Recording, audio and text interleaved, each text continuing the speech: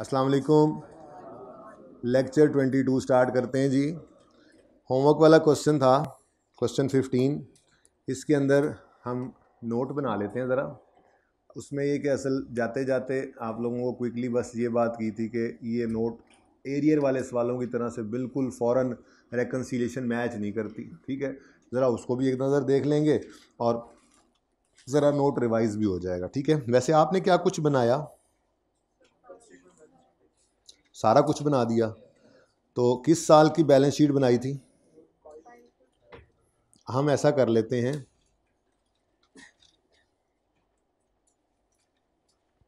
चलें हम ना 8 की बना लेते हैं। बैलेंस शीट छोड़ो, नोट ही बना लेते हैं। बैलेंस शीट तो अब आप बनाना आती है आपको। एडवांस का सवाल हो तो बस थोड़ा सा एहतियात करनी पड़ती है, एक आध स्टेप आगे जाना पड़ता है। लें जी,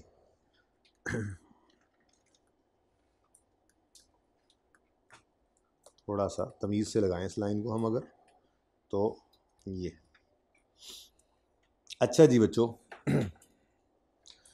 नोट आप सारा कुछ मुझे पता है लिख लोगे। बस मैं 31 दिसंबर 2008 लिख रहा हूँ। आप लिखोगे कंपनी का नाम, नोट्स ऑफ फाइनेंशियल स्टेटमेंट्स, फिर फॉर द ईयर एंडेड 31 दिसंबर 2008। उसके बाद नोट का नाम, फिर अंग्रेजियाँ लिखोगे। उसके बाद फिर मैच्योरिटी एनालिसिस बनाओगे, ठीक है ना। तो हम वहाँ से बात शुरू करते हैं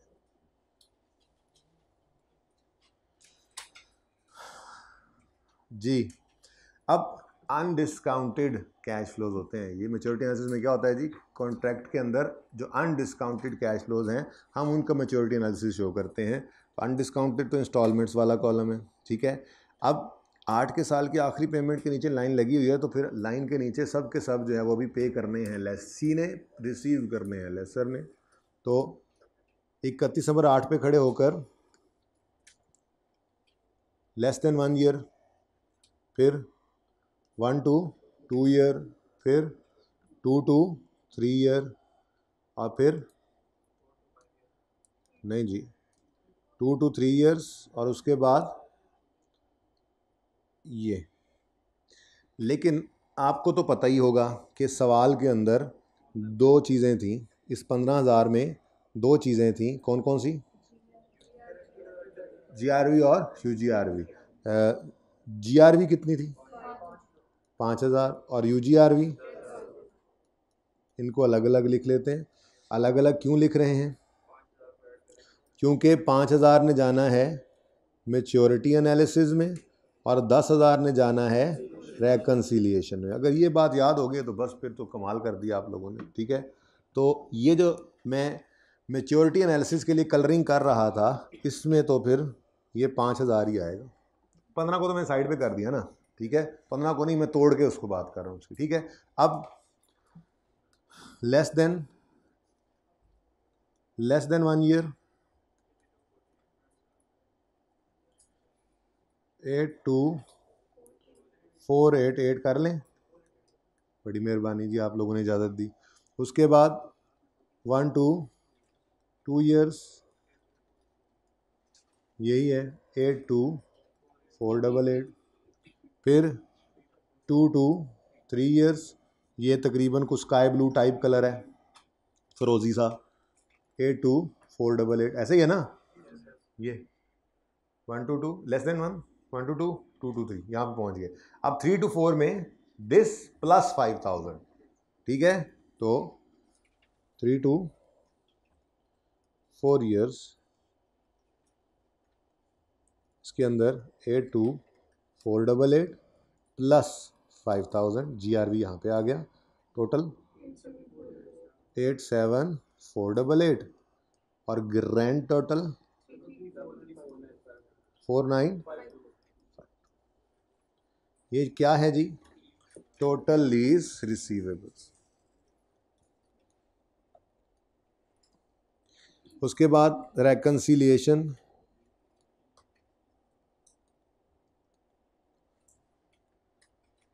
इसके अंदर कहानी शुरू होती है जी टोटल लीज रिसीवेबल से। यही एज इट इज उतार के यहाँ पे लिख लेते हैं 334952, ठीक है जी। इसमें ऐड हाँ, अब वो जो यूजीआरबी वहाँ छोड़ कर आए थे, असल मसला यही है ना, आपको मैंने बताया था कि ये लीज रिसीवेबल है, यानी लीज के अंदर इस लीज में जो लेसी से रिसीव होना है वो ये है, तो यूजीआरबी तो लेसी से रिसीव नहीं ना होती, ठीक है जी। 10,000। अब ये टोटल इन्वेस्टमेंट है, यानी ग्रॉस इन्वेस्टमेंट 3,44,952, ये क्या है जी, ग्रॉस इन्वेस्टमेंट, ठीक है जी। अब इसमें से हमने माइनस करना है unearned interest income, finance income का नजर आया है ना, अनअर्न्ड यूएफआई, आज के बाद ये कह दिया करेंगे अनअर्न्ड फाइनेंस इनकम, ऐसे जैसे किसी लीग का नाम है यूएफआई। अच्छा, अब ये अनअर्न्ड फाइनेंस इनकम जो है ये निकालने के आपको दो तरीके बताए थे, लेकिन सवाल एडवांस का है, अगर कहो तो प्रॉफिट एंड लॉस बनाऊं। अच्छा, ये 8 वाले साल में खड़े हैं, तो 1 जनवरी 8 से 31 दिसंबर 8 का जो इंटरेस्ट है वो ये है, ऐसे ही है नहीं, कैसे हो सकता है, कैसे हो सकता है, 1 जनवरी 8 से 31 दिसंबर 8 का इंटरेस्ट 1 जनवरी 8 के सामने तो नज़र नहीं आ सकता, ठीक है, ये तो फिर एडवांस की बात हो गई, इंटरेस्ट तो कभी एडवांस में नहीं होता। तो इसलिए कल हमने ये डिसाइड किया था कि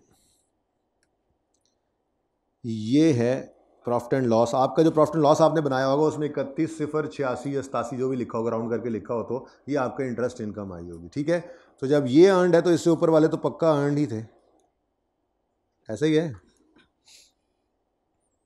अच्छा, उसके बाद अब अनअर्नड कौन से रह गए, 1 2 3 4, अब मेरे पास टाइम नहीं, मैं पहले वो निकालूं बस, ठीक है, इसी को लिख लेते हैं, ये टोटल ही कर लेते हैं जी। इधर देखो, ये भी तो तरीका ही था ना, यहाँ पे करना पड़ेगा, 24,919 प्लस फरमाते जाएं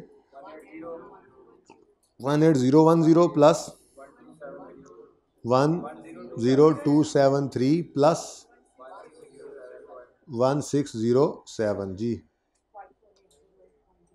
54809, बताएं जी 290। अब ये 290,149 ये क्या है जी, नेट इन्वेस्टमेंट, ये क्या है, देखो मैं तुम्हारे इंतज़ार में कल वाला काम कराई जा रहा हूँ, तुम रोज़ लेट आते हो, क्लास तो कब की ख़त्म हुई हुई है जी। अब ये नेट इन्वेस्टमेंट है, ये पहले पहले तो यहाँ से मैच कर जाती थी, पर वो एरियर के सवाल थे, अगर आज आपने इनको मैच करना है तो मैंने कहा था ये दोनों ऐड करने पड़ेंगे, यानी आप अगर ऐड करके वैसे देखें, ऐड करके देखें 259 है और ये 31087 है, ज़रा इन दोनों को टोटल करें, मैच कर रहे हैं, अच्छा पॉइंट का फ़र्क नहीं है जी। ये क्यों इस तरह से करके मैच हुआ, असल में ना होता पता है क्या है, एरियर का जो सवाल होता है उसमें 8 का इंटरेस्ट 8 के सामने ही नज़र आ रहा था, यानी पे हो जाता है, तो वो पेएबल या रिसीव हो जाता है, रिसीवेबल नहीं होता। लेकिन जब एडवांस का सवाल आता है तो दरअसल ये 31,087 जो है ये रिसीवेबल है, ये भी रिसीवेबल है, चाहे साल के अगले पहले दिन ही रिसीव हो जाना है, लेकिन 31 दिसंबर 8 की शाम तक तो ये देखो रिसीव नहीं ना हुआ, तो इसलिए आपको लीज रिसीवेबल और ये इंटरेस्ट रिसीवेबल दोनों को ऐड करके ही जो है वो आपको शो करनी पड़े, वो फिगर वहाँ पे आपकी नज़र आती है, क्योंकि ये भी अभी रिसीव नहीं हुआ होता, ये थोड़ा सा मसला होता है एडवांस के सवाल में, ठीक है जी। देख लें जी, कोई मसला है तो पूछ लें।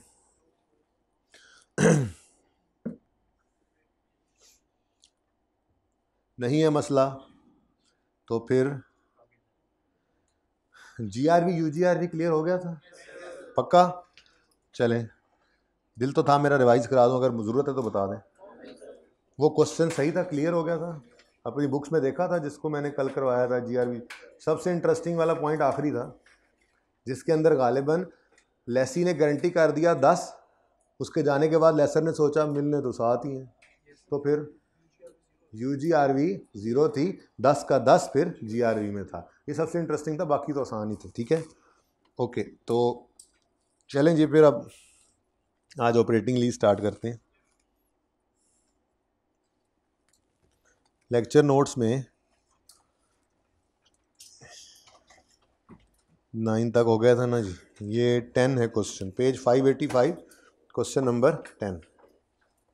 10 करेंगे इंशाल्लाह, 11 करेंगे इंशाल्लाह, 12 कर देंगे इंशाल्लाह। ये सारे ऐसे ही होते चले जाएंगे, सिर्फ एक पे ही टाइम लगना है, बाकी बस रिवीजन ही होगी फिर कॉन्सेप्ट्स की। तो बेसिकली अगले आधे घंटे में मैंने ये कॉन्सेप्ट देना है आपको सारा ऑपरेटिंग लीज का, इसको ध्यान से सुन लेना। उसके बाद फिर हम 2 मज़ीद सवाल उसी के ऊपर करके उसको ज़रा प्लस्तर कर लेंगे कॉन्सेप्ट को, फिर घरों को चले जाएंगे एक सवाल होमवर्क पे लेके इंशाल्लाह, ठीक है, बशर्ते ज़िंदगी।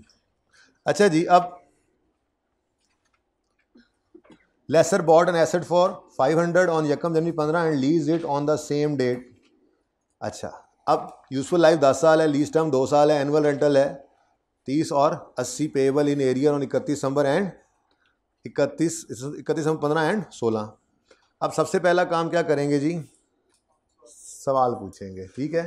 कुछ छुपा दिया मैंने पर्चे में, अगर वो लिखा हो तो फिर सवाल नहीं पूछने लग जाना, ठीक है ना। हाँ, लेकिन अभी फ़िलहाल ज़रा प्रैक्टिस कर लेते हैं जल्दी जल्दी जी। पहली बात तो ये बताएं ज़रा मुझे कि अरेंजमेंट क्या है। अरेंजमेंट 2 साल की लीज़ है, 2 साल की लीज़ है और एरियर के अंदर रेंटल्स हैं।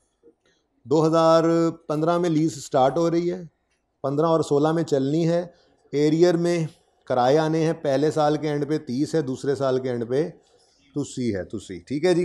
अब ये तो अरेंजमेंट था, वो जो टाइम लाइन हम बनाते थे जी। सवाल सारा पढ़ दिया मैंने। क्या ओनरशिप ट्रांसफ़र हो रही है बगैर पैसे दिए? नहीं। क्या कोई ऐसा ऑप्शन लेसी के पास है कि लीज टर्म के एंड पे फेयर वैल्यू से कम पैसे देकर वो एसेट ले ले? परचेज ऑप्शन है कोई? नो। ज़रा नो नज़दीक आ जाए इसके, ओके। उसके बाद क्या लीज टर्म मेजर पोर्शन है यूजफुल लाइफ का? आंसर क्या आता है? 20%। तो 20% इज़ नॉट इक्वल टू और मोर देन 75%, तो इसका भी क्या जवाब आ गया? नो। इसको बाद में देखते हैं। और नंबर 5 नो, ठीक है। अब जो क्वेश्चन नंबर 4 होता था हमारा, उसमें हम क्या कहते थे जी, present value of lease payments को कंपेयर करेंगे फेयर वैल्यू से और वो सब्सटेंशली इक्वल आ जाए, यानी कि 90% या उससे ज़्यादा हो तो हम कहते हैं जी यस, वरना ये भी नो, ठीक है। अच्छा जी, अब प्रॉब्लम क्या है जी?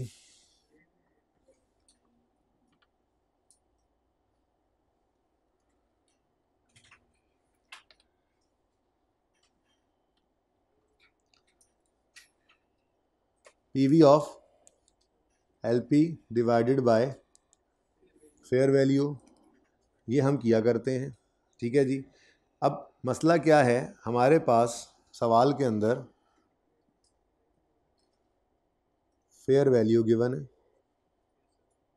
ठीक है जी, और रेंटल्स भी गिवन है, ठीक है। लेकिन पूरा सवाल छान मारा हमें कहीं पर, यानी आप यूं कह लें कि फेयर वैल्यू तो गिवन है, ये फेयर वैल्यू आ जाएगी यहाँ से उड़ती हुई। उसके बाद प्रेजेंट वैल्यू तो नहीं निकल सकती, लेकिन लीज पेमेंट तो अवेलेबल है। क्या ख्याल है, क्या लीज पेमेंट अवेलेबल नहीं है? लीज पेमेंट क्या होती है जी, जो इंस्टॉलमेंट्स पे हुई, तो 30 + 80 यानी 110। ये 110 क्या है जी, इसको ऊपर से आना चाहिए था, चलो। ये लीज पेमेंट्स भी अवेलेबल है, थोड़ा सा तीर गलत हो गया, ये प्रेजेंट वैल्यू नहीं है, ये लीज पेमेंट है। प्रेजेंट वैल्यू नहीं निकल सकती, प्रॉब्लम ये है, प्रेजेंट वैल्यू नहीं निकल सकती। अब देखें जी, अगर ये सिचुएशन है कि present value of lease payment नहीं निकल सकती, तो क्या करें, हम एक काम करते हैं, हम फिलहाल लीज पेमेंट्स को डिवाइड करते हैं फेयर वैल्यू से। लीज पेमेंट तो अवेलेबल है ना, और उसको मल्टीप्लाई कर देंगे 100 से, ठीक है ना। चेक करते हैं, तो लीज पेमेंट कितनी है जी, 110। अभी हमने देखा 80 + 30। फेयर वैल्यू सवाल की कितनी गिवन है, 500, तो 110/500 इंटू 100, आंसर इज 20। अच्छा, अब ये तो आंसर जो है ये सब्सटेंशली इक्वल नहीं है, लेकिन मसला ये है कि स्टैंडर्ड ने जो क्वेश्चन बताया हुआ है वो तो है present value of lease payment substantially equal है या नहीं, ये बताओ। अब मेरा आपसे सवाल, अगर ये 110 लीज पेमेंट है, तरतीब याद है कुछ तरतीब? वर्किंग वन में हम पहले लिखते थे लीज पेमेंट, फिर निकालते थे पीवी ऑफ एलपी। अब अगर लीज पेमेंट मिसाल के तौर पे 500 आती थी, तो present value of lease payment कभी ऐसा हुआ था कि 550 आई हो? इट विल नेवर हैपन कि लीज पेमेंट से कभी ऊपर प्रेजेंट वैल्यू चली जाए। अगर लीज पेमेंट 500 है और उसकी प्रेजेंट वैल्यू निकालनी है तो वो 400, 450, 300 यानी 500 से कम ही होगी, बराबर भी नहीं हो सकती, कभी ऐसा भी नहीं होगा। ये बात समझ आती है? कभी ऐसा हो सकता है कि एक फिगर की हम प्रेजेंट वैल्यू निकालें तो वो प्रेजेंट वैल्यू उससे बढ़ जाए? ऐसा नहीं हो सकता। ठीक है, इसका मतलब ये हुआ कि अगर हम present value of lease payment निकाल सकते और वो निकल आती तो ये फिगर और कम हो जाती। अगर ये फिगर और कम होती तो ये परसेंटेज और कम हो जाती। आजमाइश के लिए तो, आजमाइश तो शर्त है ना। आप मिसाल के तौर पे अज्यूम करें कि 110 की प्रेजेंट वैल्यू निकालते तो वो आती 90। अब 90 डिवाइड बाई 100 500 करो ज़रा, ऐसी मिसाल के तौर पे कह रहा हूँ जी, परसेंटेज तो और गिर गई। इसका मतलब ये हुआ कि माना प्रेजेंट वैल्यू नहीं निकल सकती थी, लेकिन हमने एक बेउसूली करते हुए भी काम अपना कर लिया। कैसे? लीज पेमेंट तो निकल सकती है ना, लीज पेमेंट को डिवाइड किया फेयर वैल्यू से तो आंसर 22% आया। तो हमने कहा अगर लीज पेमेंट से आंसर 22% आ रहा है तो पीवी ऑफ एलपी से तो ये 22% से भी नीचे चला जाएगा। इसका मतलब ये आंसर भी नो है। ठीक है, तो ये अपने पास लिख लो बेटा। ये तो वैसे ही मैंने तो भी छुपा दिया है कि ऑपरेटिंग लीज है या नहीं है। हाँ, फिर वो रेट दिया होगा, लेकिन कभी ऐसा हो सकता है कि रेट भी मिसिंग हो। ये तो हमें कैलकुलेट करना सीखेंगे। सवाल ऐसे होंगे जिनमें रेट मिसिंग होगा, हम उसको निकालना सीखेंगे और फिर उससे लीज मॉडर्न स्केड्यूल भी बन जाया करेगा, सब कुछ होगा। अब सवाल में सिर्फ रेट मिसिंग हो तो ये कहाँ से निशानी हो सकती है कि ये ऑपरेटिंग लीज ही है? हो सकता है उसने रेट मिसिंग कर दिया, वो निकालना हो हमने। ठीक है, क्या यूजफुल लाइफ से रेट नहीं निकलता, रेट लेसर के फॉर्मूला से निकलता है, वक्त आने पे निकाल लेंगे। ठीक है, ये 5 अलग अलग सवाल ना बेटा, मैं सिर्फ रिवाइज कर रहा हूँ इस बात को। यहाँ पर नहीं लग सकता था सवाल नंबर 4, लेकिन ज़बरदस्ती लगा लिया हमने, और ज़बरदस्ती के अंदर भी हम पक्के हैं उसूल पे, उससे नहीं हिले। देखो रेट अव्वल तो 99% क्वेश्चन में आपको मिलना ही है, लेकिन एंड पे जाके ना हम मिसिंग रेट और मिसिंग रेंटल, ये 2 तरह की चीज़ें मिसिंग भी होती हैं सवाल के अंदर, वो निकालना सीखेंगे। तो ऐसे सवाल भी हो सकते हैं, चाहे वो ऑपरेटिंग लीज हो, चाहे फाइनेंस लीज हो, चाहे लेसी का सवाल हो, चाहे लेसर का सवाल हो, रेट मिसिंग भी तो हो सकता है। तो फिर ये कोई डिसाइडिंग फैक्टर नहीं है कि रेट नहीं है तो बस चुप करके कह दो कि ये ऑपरेटिंग लीज है। ठीक है, अच्छा जी, तो इसका जवाब भी क्या आ गया? नो। क्यों? क्योंकि वो 22% है। अब ये आपने पास नोट करके लिख लें, जल्दी से लिखें। अगर ऐसे लिखें, जल्दी से लिखें, फिर बाद में नोट कर लीजिएगा। अगर लीज पेमेंट को फेयर वैल्यू पे डिवाइड करके 22 आया है, अगर लीज पेमेंट को फेयर वैल्यू पे डिवाइड करके 22% आया है, लीज पेमेंट को एलपी लिख लेते हैं ना। अगर लीज पेमेंट को फेयर वैल्यू पे, बोलना तो मैंने पूरा होता है लेकिन आप एब्रिविएशन लिखा करें, एलपी एफ वी। ठीक है, अगर लीज पेमेंट को डिवाइड करके, अगर लीज पेमेंट को फेयर वैल्यू पे डिवाइड करके 22% आया है तो पीवी ऑफ एलपी से तो और भी कम आंसर आता। तो पीवी ऑफ एलपी से तो और भी कम परसेंटेज आती। इसका मतलब क्वेश्चन 4 का आंसर नो है। ठीक है जी। अब प्यारे बच्चों,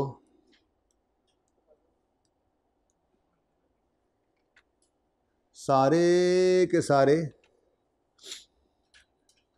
आंसर्स जो हैं वो नो आए हैं, इसलिए ये लीज कौन सी लीज है? Operating lease. ठीक है जी, चलो। अब इस लीज के करने का तरीका क्या होगा इस सवाल का? सवाल तो ज़रा नज़र आता रहे।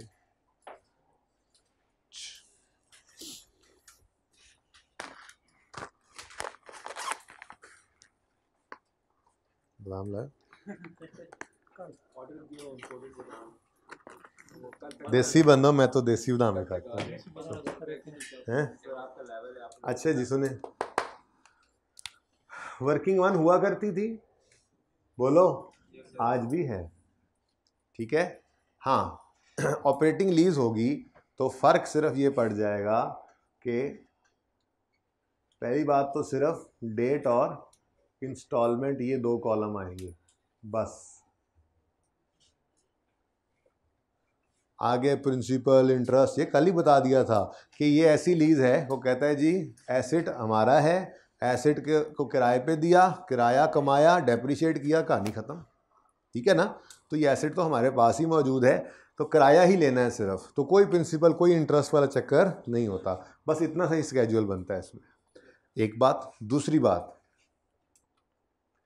31 दिसंबर 2000 पहला किराया कब आ रहा है? क्या मतलब? इंसेप्शन विंसेप्शन वाला पॉइंट भी नहीं लिखते, पहली लाइन खाली भी इसमें नहीं छोड़ते, तो बस ये दो बातें याद रखो, ठीक है ना।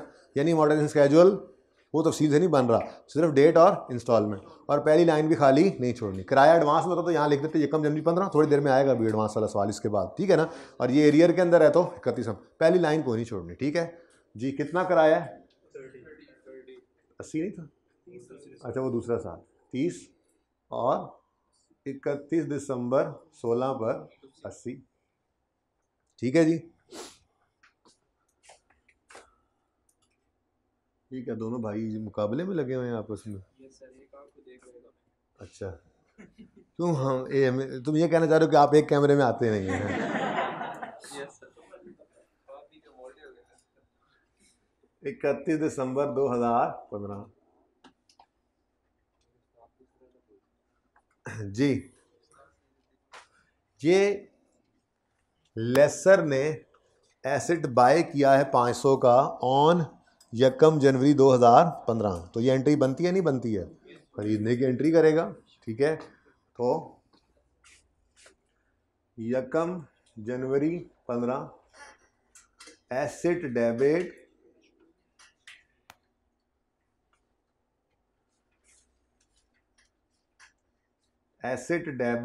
कैश क्रेडिट 500 से। अभी प्लीज़ नोट ना कीजिएगा, अगले 10 मिनट कुछ भी नोट नहीं करना, 10 से 15 मिनट, फिर फाइनल वर्जन नोट करना, ठीक है। अच्छा, 31 दिसंबर 15 पर किराया आया तो आपने एंट्री पास की, कैश डेबिट और रेंटल इनकम क्रेडिट कितने से जी? 30 से। ठहर जाओ, मैं ज़रा तैयारी तो एक बार पूरी रखूँगा, उसके बाद फिर आपको तो फाइनल वर्जन नोट कराना है ना, तो फिलहाल आप नोट नहीं कर रहे, सिर्फ आप ये ट्रांजिशन देख रहे हैं। ये क्या है जी? रेंटल इनकम, कैश डेबिट, पैसे आए, रेंटल इनकम क्रेडिट, ठीक है जी। उसके बाद जी 31 दिसंबर 2015 पर डेप्रीसिएशन एक्सपेंस डेबिट और एक्यूमुलेटेड डेप्रीसिएशन क्रेडिट। 500 का एसेट है और यूजफुल लाइफ 10 साल है, तो 500 बटा 10 50।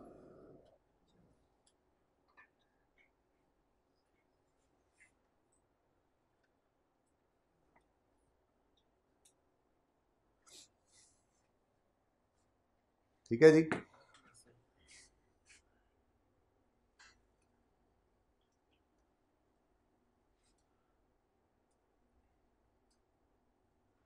ओके जी, नेक्स्ट है फॉर द ईयर एंडेड, जगह 3 साल की एंट्रीज करनी है मैंने, इनकम स्टेटमेंट बैलेंस शीट भी बनानी है, नोट भी इंशाल्लाह बना डालेंगे, क्या मसला है, ये सब काम हो जाएंगे इंशाल्लाह। फॉर द ईयर एंडेड छुट्टी भी हो जाएगी इंशाल्लाह, टाइम के ऊपर ही होगी। हाँ जी, for the year ended 31 December 2016 asset खरीदने की कोई एंट्री नहीं होगी। हाँ, फिर 31 दिसंबर 2016 पर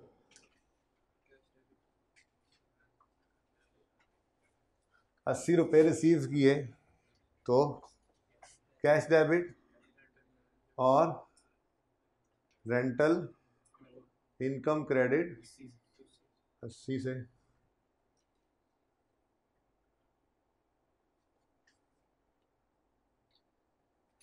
और 31 दिसंबर 2016 पर डेप्रीसिएशन एक्सपेंस ऊपर एंट्रीज आनी है।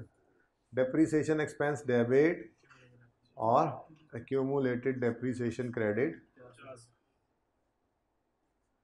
अच्छा लो जी, इंट्रो वाली अकाउंटिंग है कि नहीं है?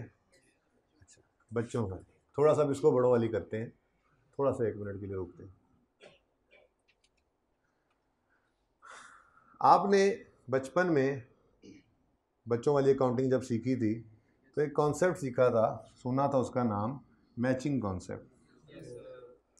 IFRS 16 ने आकर कहा कि हमें इस अप्रोच पे एतराज़ है। वो इसलिए कि एसेट तो हर साल बराबर फ़ायदा दे रहा है, किराए पे दिया हुआ है ना, ठीक है, लेकिन आप पहले साल इनकम कम ले रहे हैं। इससे भी आसान बात, एसेट जो है वो स्ट्रेट लाइन पे डेप्रिशिएट हो रहा है, जबकि इनकम आप डिफरेंट उसके ऊपर कर रहे हैं पैटर्न पे। तो इनकम और रिलेटेड एक्सपेंस ये दोनों मैच नहीं कर रहे, मैचिंग कॉन्सेप्ट की वायलेशन हो रही।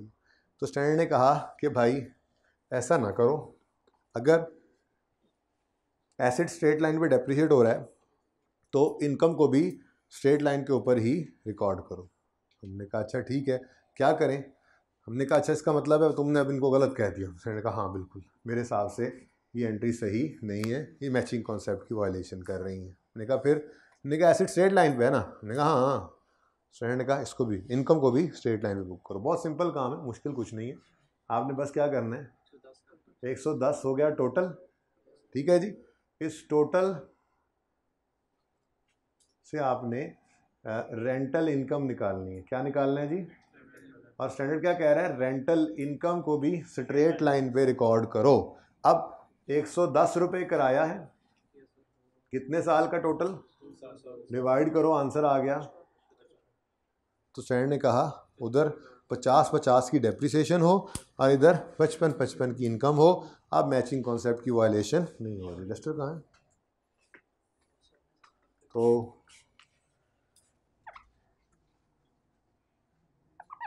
अभी भी नोट नहीं करना प्लीज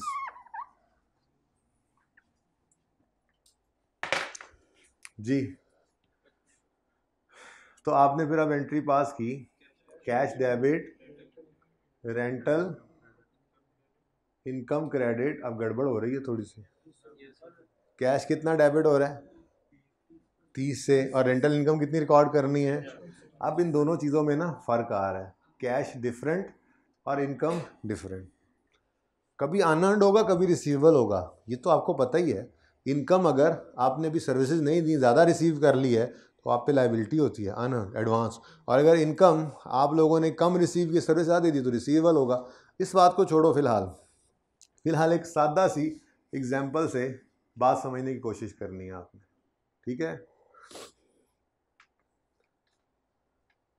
आपने डेटर का लेजर जिंदगी में कई बार देखा है,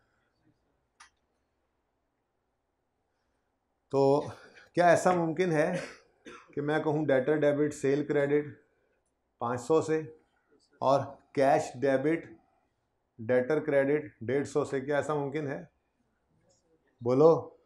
ऐसा बिल्कुल मुमकिन है जी। इसमें हम ये कह रहे हैं हमने चीज़ें तो बेची थी 500 रुपये की, लेकिन अभी रिसीव सिर्फ 150 किया है, तो बाकी 350 रिसीवेबल है, ठीक है। अब ये बेसिकली दो एंट्रीज हो रही हैं। एक में हम क्या कह रहे हैं, हमने देखो इनकम, ये आसान बातें हैं, मुश्किल नहीं है, इंट्रो ही चल रही है। एक्रूअल बेसिस ऑफ अकाउंटिंग में शुरू में आपको बचपन में पढ़ाया जाता है कि इनकम रिकॉर्ड करते हैं हम कब, जब गुड्स के केस में गुड्स डिलीवर कर दें, सर्विसेज के केस में सर्विसेज रेंडर कर दें, कैश आया या नहीं आया इससे कता नज़र, ठीक है। तो हम सेल कब रिकॉर्ड करते हैं, जब गुड्स डिलीवर कर दें। इसका मतलब हम यहाँ पे ये कह रहे हैं कि हमने 500 कमा लिया है, हमने 500 कमा लिया है।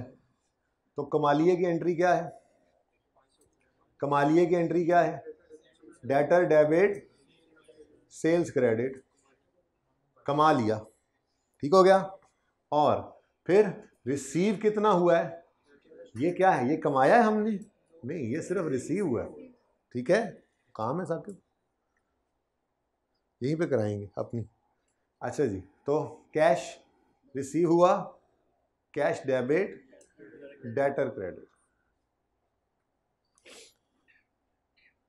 ठीक है, अब ये क्या है, ये क्या है, ये हमने कमा लिया कि खद्दर।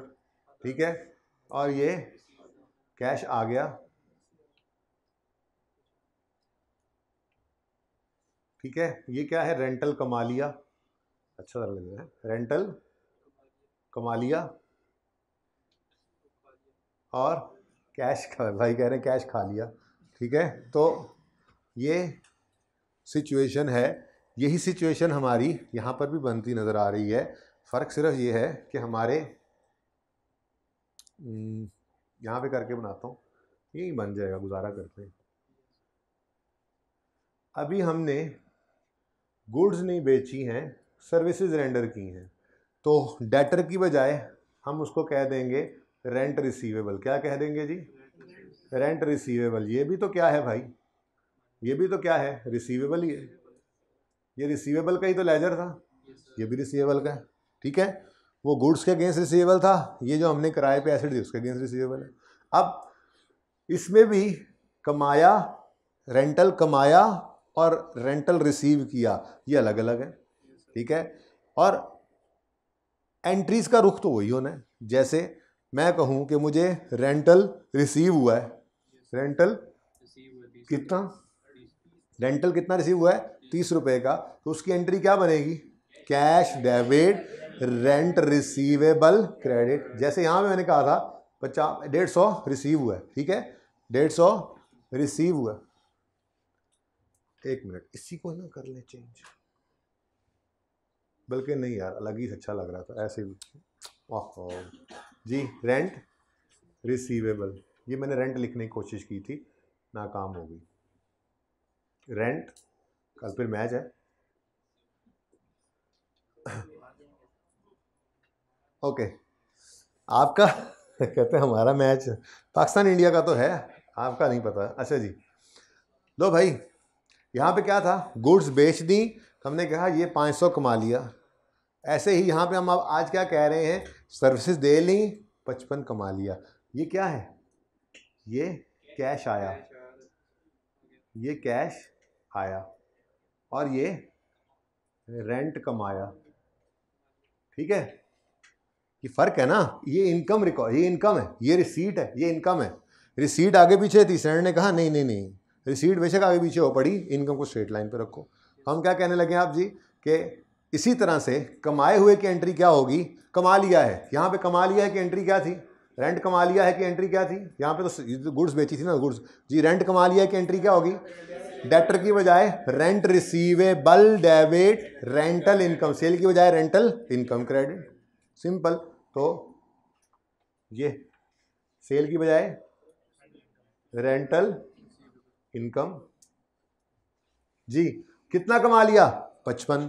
बाद में देखते हैं कितना रिसीव हुआ, तो कमाने की एंट्री करो, कमा लिया तो एंट्री करो रिसीवेबल डेबिट इनकम क्रेडिट 55 से, रिसीवेबल डेबिट इनकम क्रेडिट 55 से। अब रिसीव कितना किया, 30, इस 30 के रिसीट की एंट्री करो, कैश डेबिट रिसीवेबल क्रेडिट 30 से, कैश डेबिट रिसीवेबल क्रेडिट 30 से। तो अल्टीमेटली बात तो वही हो रही है, बस फ़र्क क्या पड़ा, हमने ये डेटर की बजाय लफ्ज़ इस्तेमाल कर लिया रेंट रिसीवेबल, और सेल्स की बजाय लफ्ज़ इस्तेमाल कर लिया रेंटल इनकम। कैश तो कैश ही है, यहाँ पर रेंट रिसीवेबल यूज़ कर लिया नाम।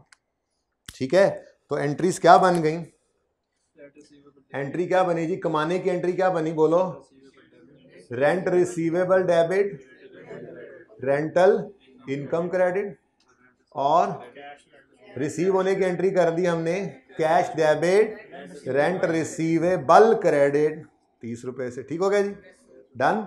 तो ये कैश आया, ये रेंटल कमाया।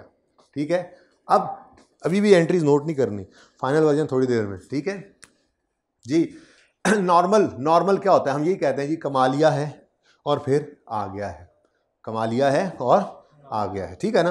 तो आपके दिल में क्या आ रहा है जी, हम एंट्री पास करेंगे, कमा लिया है कि एंट्री, उधर ना देखो, कमा लिया एसिड डेबिट यानी रेंट रिसीवेबल डेबिट और इनकम क्रेडिट कर दो प्रॉफिट एंड लॉस में, ठीक है। तो मोबाइल छोड़ दे भाई, छोड़ दे मोबाइल जी। रेंट रिसीवेबल डेबिट और कमा लिया रेंटल इनकम क्रेडिट कितना जी 55। उसके बाद रिसीव हो गया 30, इसी दिन या 2 दिन भी छोड़ो, फिलहाल दिन को छोड़ो, कैश डेबिट और रेंट रिसीवेबल क्रेडिट 30 से। ऐसे ही आप अगले साल भी करोगे, ठीक है। लेकिन इसमें ना एक छोटा सा मसला आता है, वो मसला ये है कि 2 तरह के सवाल हमें आया करते हैं, आपको पता ही है, कभी एडवांस का सवाल, कभी एरियर का। चलो ये start of the year, end of the year.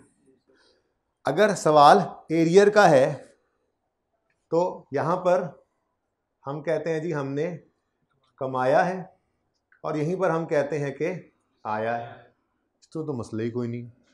31 दिसंबर मिसाल के तौर पे 2015 है, ठीक है जी, तो 31 दिसंबर 15 पे हम दोनों एंट्रीज कर लेंगे, कमाया और आया, कोई नहीं, जो पहले कर लो काम चलेगा। लेकिन कभी कभार ऐसा भी होता है कि हमने साल के पहले ही दिन अमाउंट रिसीव कर ली, जो अभी थोड़ी देर बाद होगा इंशाल्लाह। अब सवाल कह रहा है कि पहले दिन रिसीट हुई है, लेकिन कमाई कब होनी है, जाके आखिरी दिन, ठीक है। अच्छा, पिछले केस में क्या था, 31 दिसंबर 15 पर कैश आए की एंट्री भी और 31 दिसंबर 15 पर कमाई की एंट्री भी होनी है। लेकिन एडवांस के सवालों के अंदर पहले कैश आना है, फिर एंड पे जाके कमाना है, ठीक है। अब हर सवाल में हम ये अलग अलग एंट्रीज करने बैठ जाएं, आज से 3 4 5 अटैम्प्ट पहले तक इस तरह से करवा दिया करते थे हर सवाल में, लेकिन बच्चों को मसला होता था, ठीक है। तो अभी जो है वो यही एक तरतीब जो है वो डिवाइस की गई है आप लोगों के लिए, ठीक है। उसमें फ़ायदा हो जाता है कि एक ही तरह से सारे सवाल हो जाते हैं कि आप हमेशा क्या कर लो, पहले कैश की एंट्री करो, हमेशा पहले हमेशा क्या करो, पहले कैश की एंट्री करो, फिर इनकम की एंट्री करो। पहले कैश आने की एंट्री करो, फिर कमाने की। उससे फ़ायदा क्या होगा, देखो अगर सवाल एडवांस का हुआ, पहले कैश की एंट्री फिर कमाने की एंट्री, ये तो वैसे ही सही हो गया। और अगर एरियर का सवाल है तो एक ही दिन है, इनकम की एंट्री भी होनी है और कैश की भी, तो पहले जो सी मर्जी कर लो। तो काम ही ऐसा कर लेते हैं कि हम दोनों सूरतों में बच जाया करें, वरना हर डिफरेंट सवाल के अंदर डिफरेंट सोच हमें लानी पड़ा करेगी। तो इसलिए अब फाइनल वर्जन हम एंट्रीज का रिकॉर्ड करते हैं, ठीक है जी। फाइनल वर्जन, सर 1 मिनट अभी भी ज़रा थोड़ी रिवीजन करके फिर। पहले क्या कहा मैंने, पहले क्या, कैश की एंट्री करो, फिर इनकम की, ठीक है। तो कैश का आना, कैश डेबिट, डेटर थोड़ी देर के लिए, डेटर क्रेडिट, और दूसरी एंट्री फिर क्या करोगे, फिर कमाने की एंट्री बाद में। लगता है थोड़ा अजीब, ये लगता है थोड़ा अजीब, आप कहोगे ये तो अजीब बात हो गई, पहले कह रहे हो जी आ गया, फिर कमा रहे हो और एडवांस भी नहीं कह रहे हो। छोड़ो यार इस बात को, एक तरह से सारे सवाल हो जाएंगे, फ़ायदा है इसके अंदर, एक ही दिन जो है, ठीक है। तो ये क्या है जी, कैश आ गया और साथ ही इसी दिन आपने कहा कमा लिया, उसकी entry debtor debit rent cell credit, ये जो पहले एंट्री की, ठीक है, डेटर डेबिट सेल। अब बस फ़र्क क्या है, हम एंट्रीज को यूँ बोला करेंगे, cash debit rent receivable credit, rent receivable debit rental income credit, ठीक है। लिख लें आप फिर फाइनली साफ सुथरा करके, ऐसे लिया मार्कर निकाल के सफ़े के ऊपर साफ हैं, ऐसे करके आपने तो शुरू करना है। बोलो जी, सबसे पहले कैश आया, कैश डेबिट और रेंट रिसीवेबल क्रेडिट, मार्कर कोई नहीं खास निकला जी, कितना 30 रुपये। उसके बाद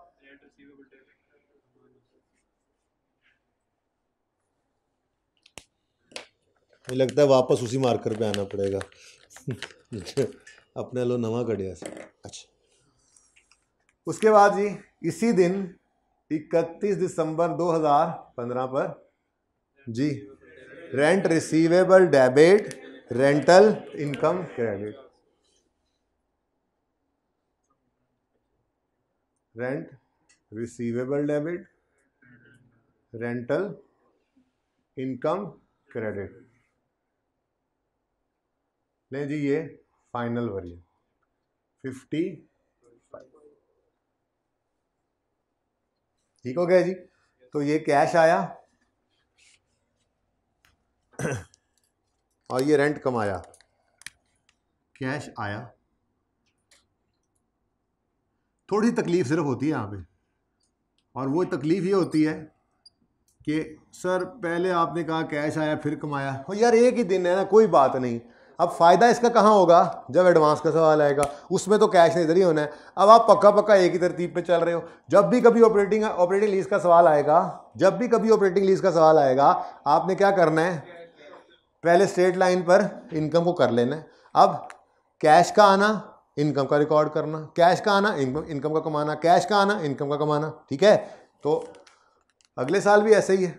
अगले साल भी पहले कैश आया तो cash debit, rent receivable credit 80 से।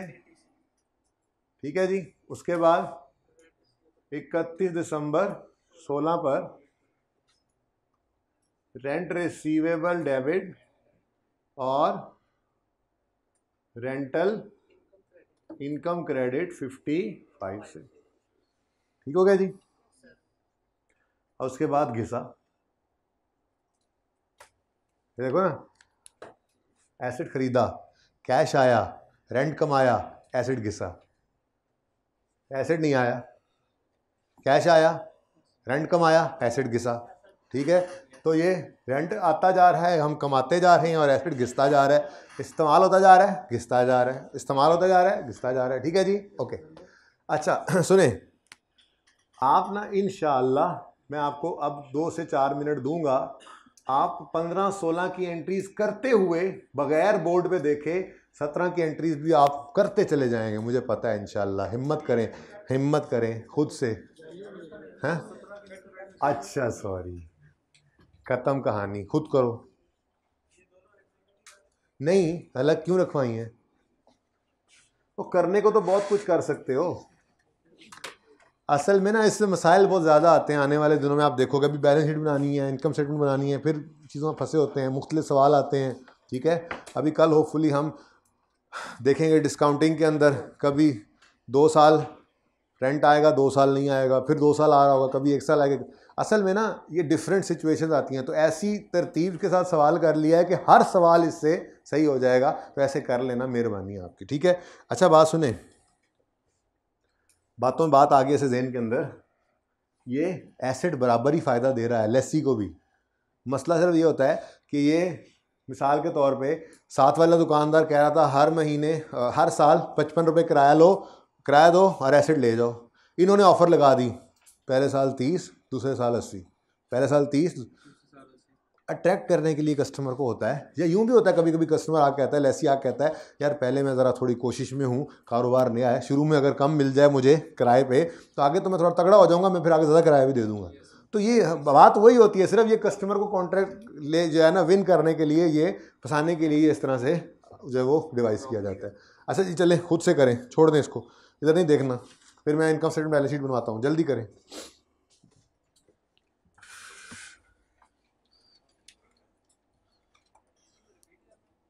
रिपीट नहीं करना, जिन्होंने 7 नोट कर लिया वो शर्म करें और चुप करके बैठ जाए। नहीं मैं और नहीं सुना रहा अभी।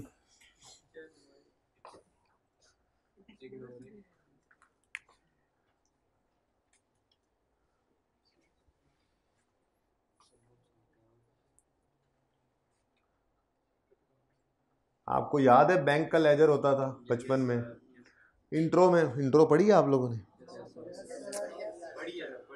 चलो, जिन्होंने पीआरसी में पढ़ी है बहुत अच्छी बात है, जिन्होंने नहीं पढ़ी उनको थोड़ा बहुत एफआईआर में पढ़ाई जाती है। ठीक है, ज़रा इधर देखिएगा, मेरे पास बैंक में पड़े हुए थे 10 रुपये, ठीक है, और बल्कि एक क्या आप नई सेल डालनी, 100 रुपया पड़ा था, ठीक है जी। और ये 2010 के अंदर, ठीक है, मैंने एक बिजली का बिल आया और वो इलेक्ट्रिसिटी बिल मैंने पे कर दिया 115 रुपये का। आपको मसला नज़र आता है? आपको मसला नज़र आता है जी? हाँ, इतना तो याद है हमें कि 15 रुपये कैरी डाउन एब नॉर्मल साइड पे आ जाता था। ऐसे ही होता है। अभी हमारा ये एसेट नहीं रहा। साल के शुरू में हम क्या कह रहे थे, 100 रुपये हमारे बैंक में पड़े हैं, साल के आखिर में उल्टा हमने 15 रुपये बैंक के देने, ठीक है। अच्छा, अब ये आया कमाया तो छोड़ो ना, ये तो पक्का हो गया ना, पहले कैश की एंट्री। अच्छा सुनो, अब बैलेंस शीट के अंदर मिसाल के तौर पे 2000, ये 2010 है, ये 31 दिसंबर 2010 है, ठीक है ना। तो ये 10 और 9 मिसाल के तौर पे बना रहा हूँ, तो 9 के अंदर करंट एसेट्स में तो बैंक आया होगा नज़र 100 रुपये का, लेकिन जब 2010 आया तो यहाँ पर एसेट्स में ये बैंक नज़र नहीं आ सकता, बल्कि ये करंट लाइबिलिटीज़ में चला जाता था, और यहाँ बैंक लिखा होता है 15। बैंक भी लिखा होता था, कभी बैंक ओवरड्राफ्ट भी लिखा होता था, दोनों ही सही है। सिर्फ बैंक भी लिखा हो ना तो अक्ल वालों के लिए बड़ी निशानी है कि ये बैंक कहाँ लिखा हुआ है, करंट लाइबिलिटीज़ में, तो ये एसेट नहीं है, लाइबिलिटी। ऐसा होता था। अच्छा, ऐसा ही कुछ यहाँ भी हो सकता है। ये डेटर का जो लेजर मैंने बनाया हुआ था, किसी ने पिक्चर तो नहीं लेनी? ले ली है ना पिक्चर? अच्छा ले ले, फिर इसको मैं थोड़ा सा मिटाना है।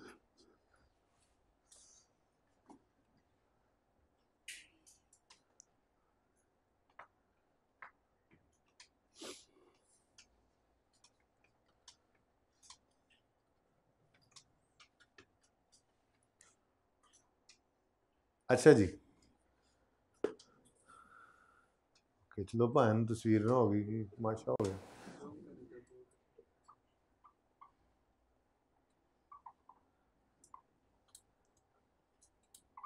मिसाल के तौर पे हमने गुड्स बेची थी 500 रुपये, 450 रुपये की। डेटर आया पैसे देने, उसने कहा यार ये 500, हमने कहा खुली नहीं है, उसने कहा नहीं है, ये रख लो। हमने कहा बाकी 50 मारे, उसने कहा नहीं, अगली बार जब मैं आऊँगा चीज़ें लेने तो एडजस्ट कर देना, गुड्स दे देना इसकी मजीद, या रिफंड भी हो सकता है, रिफंड भी हो सकता है। जिन्होंने इंट्रो पढ़ी होगी उनका ये बुक्स ऑफ प्राइम एंट्री के टॉपिक के अंदर ये बात आई होगी। कभी कभी डेटर जो है वो, बहरहाल आपको ज़रूरत नहीं है, कोई मसला नहीं, आपको जितनी बात बतानी बता रहा हूँ मैं। कभी कभी ऐसा होता है कि डेटर भी अब नॉर्मल बैलेंस शो कर जाता है इस तरह से कि हमने चीज़ें तो बेची थी 450 की, डेटर आके 500 दे गया। अब हमने कहा 50 तो खुले नहीं, उसने कहा मेरे पास भी नहीं है, कोई बात नहीं आप रखो, रोज़ का तो काम है, तो कल को चीज़ें दोगे तो ये 50 की भी चीज़ें और दे देना, इसके पैसे ना लेना। अब ये एसेट होता नॉर्मल सर्कमस्टांसेस में, लेकिन क्या बन गया, लायबिलिटी। अब इन दोनों सूरतों में मुझे बताओ, क्या कभी बैंक का लेजर का नाम बदला? बैंक के लेजर का नाम आज तक कभी नहीं बदला था, बैलेंस बदल जाता है। डेटर के लेजर का नाम भी कभी नहीं बदलता, बस होता क्या है, ये डेटर का क्लोजिंग अब एसेट की बजाय लायबिलिटीज में नजर आता है। ये बात समझे हो? चलो अब हम अपना सवाल करते हैं, ये वाला।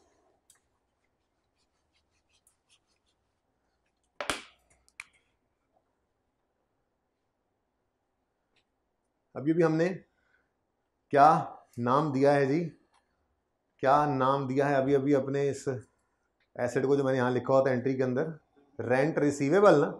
लो जी, रेंट रिसीवेबल का लेजर बन गया। अब रेंट रिसीवेबल का ही लेजर रहेगा। कभी ऐसा होगा कि हम कमाएंगे कम, आएगा ज़्यादा, ये लायबिलिटी। कभी ऐसा होगा हम कमाएंगे ज़्यादा, आएगा कम, ये रिसीवेबल बन जाएगा। लेकिन लेजर का नाम नहीं बदलेंगे, जैसे बैंक का नहीं बदला, जैसे डेटर का नहीं बदला, वैसे इसका भी नहीं बदलना। अब अपनी एंट्रीज करते हैं, अपनी जो एंट्रीज की हमने, उधर नहीं देखना, इधर देखो। 15 कैश आया, एंट्री बोलो, कैश डेबिट रेंट रिसीवेबल 15 में आया था, मैं 15 ही लिख दिया जी। डन। नेक्स्ट, कमाया कितना? 55। एंट्री बोलो, rent receivable debit rental income 55 से। ठीक हो गया जी। एक लाइन नीचे मैंने छोड़ दी है, अभी कुछ नहीं करना, एक लाइन नीचे छोड़ दे। अगले साल फिर एंट्री करें जी। कैश कितना आया? एंट्री कैश की entry, cash debit rent receivable credit 80 से। ठीक है जी। और कमाया कितना? तो उसकी entry rent receivable debit rental income credit 55 से। ठीक है। और एक लाइन इसके नीचे फिर खाली।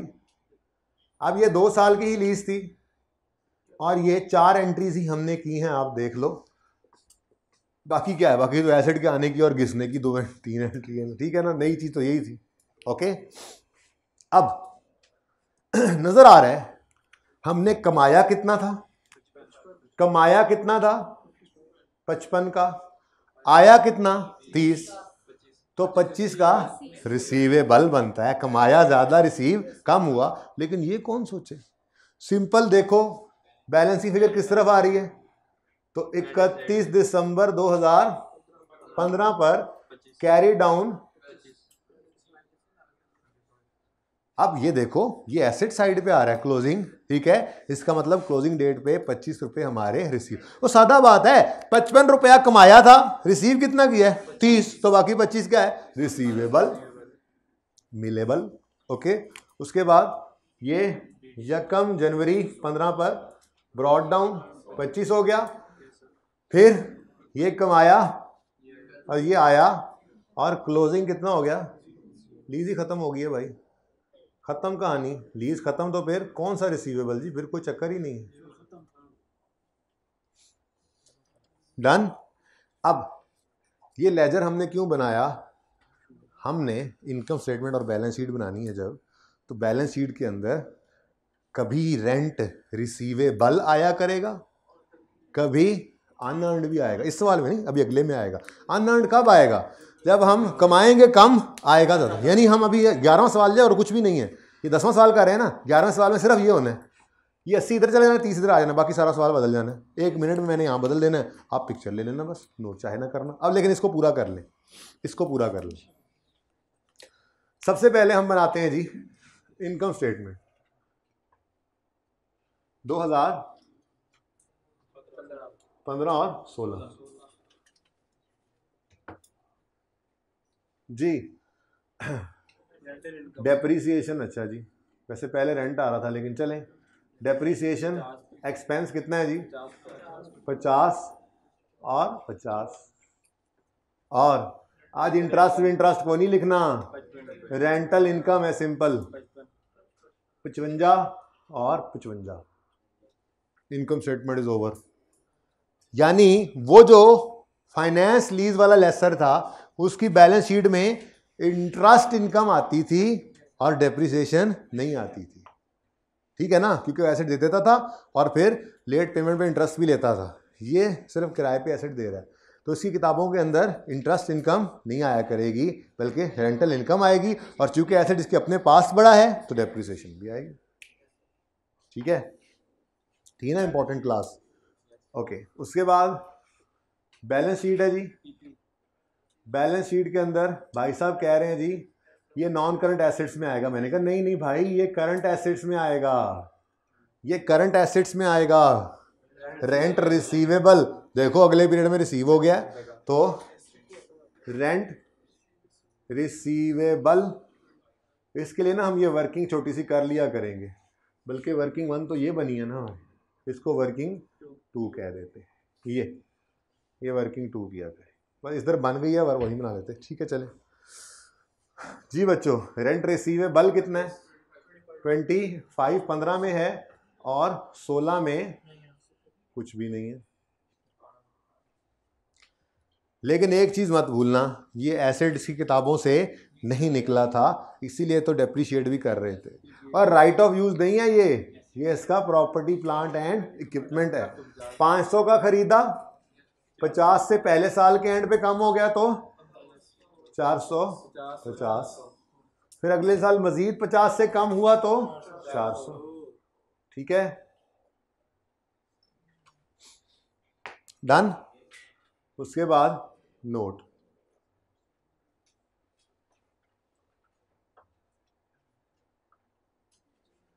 यहां तक को मसला है तो पूछ लें।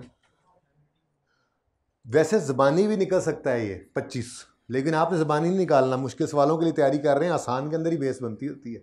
ठीक है ना, तो हमने कुछ भी नहीं किया, इतना आसान काम है।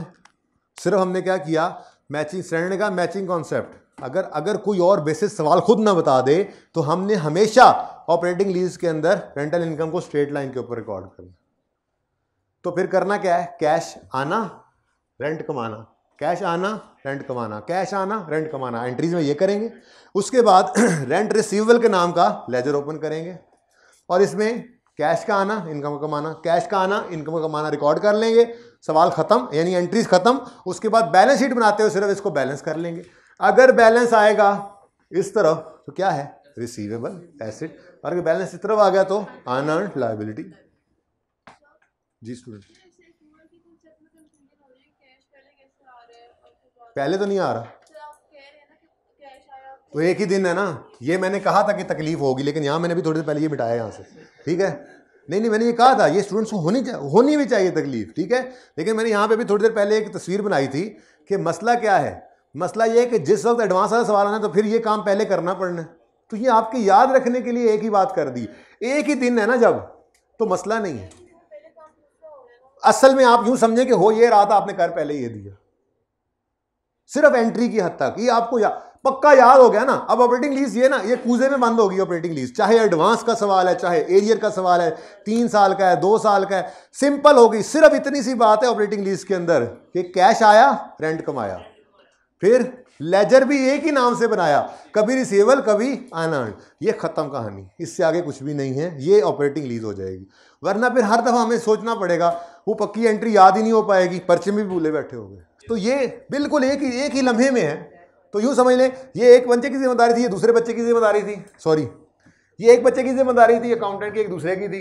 ये वाला पहले भाग के कर जाता है एंट्री, हर दफा आप रह जाते हैं। ठीक है, एक ही दफा हो रहा है। ठीक है ना, तो ये ऐसे ही करना है। इसमें आप एक रूरल कॉन्सेप्ट को बिल्कुल भी परेशान ना करें, ये एक ही दिन दोनों काम हो रहे हैं।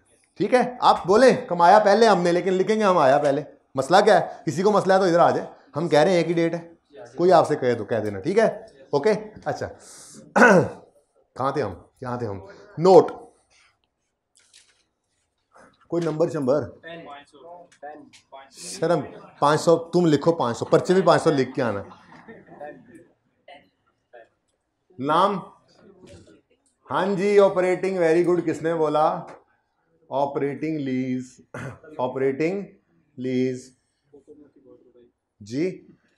इसके अंदर 10.1 में आपने अंग्रेजी लिखनी है लाजमी।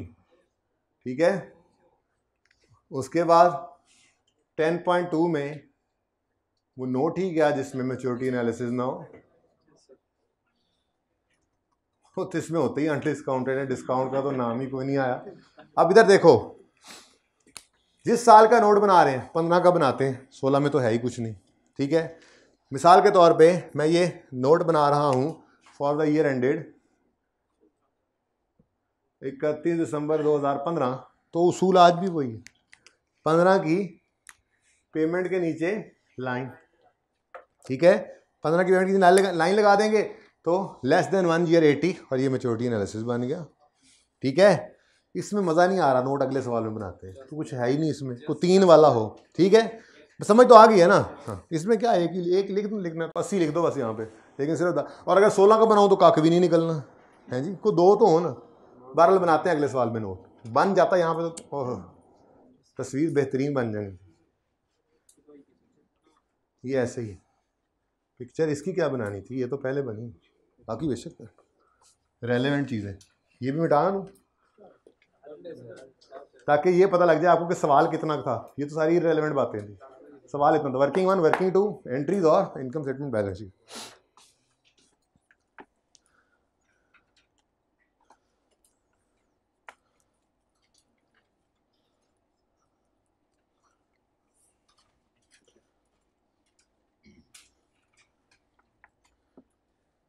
पिक्चर ले लें जी, भाई पिक्चर लेना शुरू करें अब, आप 5 मिनट तो लग जाएंगे।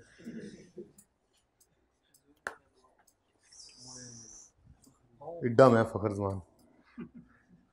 ले भाई क्वेश्चन नंबर, पिक्चर यार वैसे लेनी थी तो याद पहले याद करना था, मैं यहाँ लिख देता क्वेश्चन नंबर 10 नहीं है। चले ये क्वेश्चन नंबर 10 है, ले लें पिक्चर।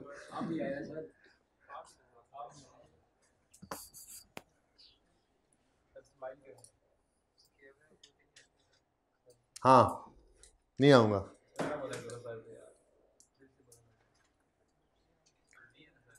अच्छा जी, अब क्वेश्चन नंबर 11 होने लगा है शुरू, लेकिन देखिए फिलहाल छोड़े 11, इधर देखिए मैं क्या बदल रहा हूँ, एक बार देख लें।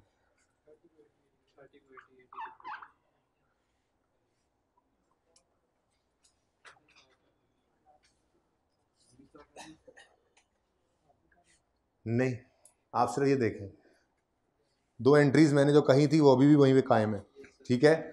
अच्छा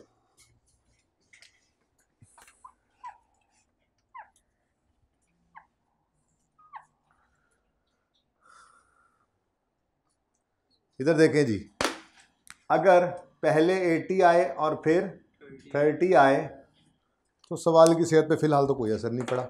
वैसे ही सवाल एसिड डेबिट कैश क्रेडिट 500, फिर कैश आया, कैश डेबिट,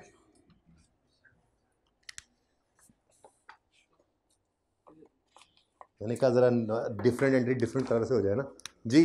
कैश आया या अल्लाह चल जाए 80 से, और 80 डेबिट कैश में, receivable credit, rent receivable credit. फिर कमाया कितना वो तो हम पहले ही कह चुके हैं स्ट्रेट लाइन के ऊपर, तो rent receivable debit rental income credit. अब ठीक है, अब ठीक है, काम वही रखा, अब एडवांस में था, बस ये डेट बदलनी, ये 1 जनवरी 15 को नहीं, अच्छा वो अगले में करते हैं, ठीक है रहने दो, अभी भी फिर इसी को पक्का रहने दो, ठीक है। इसको वैसे देख लो सवाल के अंदर ऐसे ही है, मेरे ख्याल में 31 ही है, उससे अगले में एडवांस पे जाएंगे, ठीक है, ज़रा और पक्का होने दो, ऐसे मिक्स ही ना हो जाए। 31 नंबर 15 फिलहाल सिर्फ क्या किया हमने, फिलहाल सिर्फ क्या किया, पहले रिसीव ज़्यादा कर लिया, अगले में कम, ठीक है ना, डिफरेंट कर दिया। अच्छा अब डेप्रिसिएशन बिल्कुल वैसे ही है, आगे खरीदना कोई नहीं, कैश कितना आया 30, कितना कमाया 55, बस 55, बल्कि मुझे तो यूं करना चाहिए था, ये भी चेंज नहीं हुआ, सिर्फ क्या हुआ कैश का अरेंजमेंट चेंज हुआ, 55 और 55 सब वैसे ही है, ठीक हो गया, ठीक, बाद में देखते हैं वहां पे। अब क्या डेप्रिसिएशन में कोई चेंज आई है, क्या इनकम में कोई चेंज आई है, नहीं, इन दोनों में कोई चेंज आई है नहीं, हो सकता है ये ना रहे हों, ठीक है, हो सकता है ये ना रहे हों, चेक कर लेते हैं, इधर आए, ये सब कर लिया हमने, एंट्रीज कर ली, अब एंट्रीज कर ली, इनकम स्टेटमेंट बना ली, बैलेंस शीट में भी पीपीई बना लिया, अब हमें ज़रूरत है रेंट रिसीवेबल है या अनअर्न्ड है ये निकालने की, हम इस वर्किंग टू की तरफ आए, ठीक है।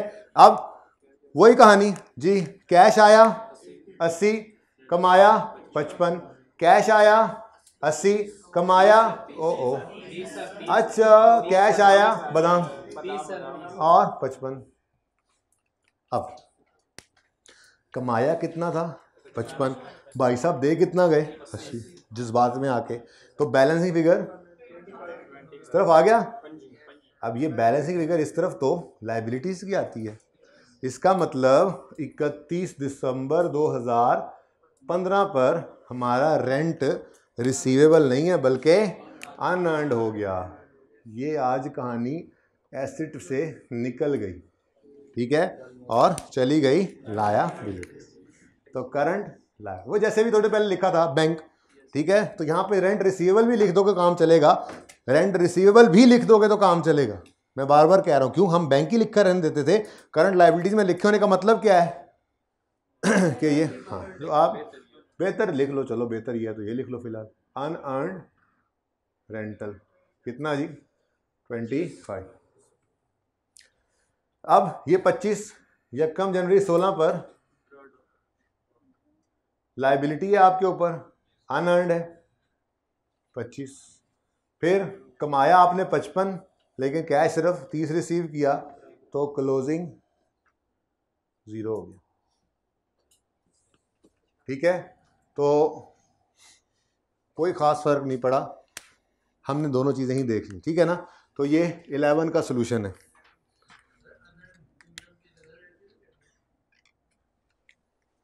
रिसीवेबल की जनरल एंट्री की थी, जो बचा है। किसने सवाल किधर से आया भाई? हम ना सिर्फ कैश के आने की और इनकम भी कमाने की एंट्री करते हैं, लेजर बैलेंसिंग फिगर देता है हमें। पिछले सवाल में रिसीवेबल का दे दिया था, इस सवाल में अनअर्न्ड का दे दिया। हुआ क्या है, हमने कमाया कम था, कैश ज़्यादा आ गया, तो अनअर्न्ड है, निकल आया ना लेजर से। इसीलिए तो लेजर बना रहे हैं कि सोचना ना पड़े। ये सवाल मुश्किल से मुश्किल भी हो जाएगा ना, इस तरतीब से आपको मसला नहीं होगा, क्योंकि इसमें करने वाला काम सिर्फ क्या है, कैश आया, रेंट कमाया, एंट्रीज में ये कर लिया, उसके बाद सिर्फ इस लेजर को बना लिया। ये लेजर खुद बना देगा लायबिलिटी है या। अगर इधर आएगा क्लोजिंग तो रिसीवेबल एसेट, और अगर डेबिट साइड पे आएगा क्लोजिंग तो अनअर्न्ड लायबिलिटी।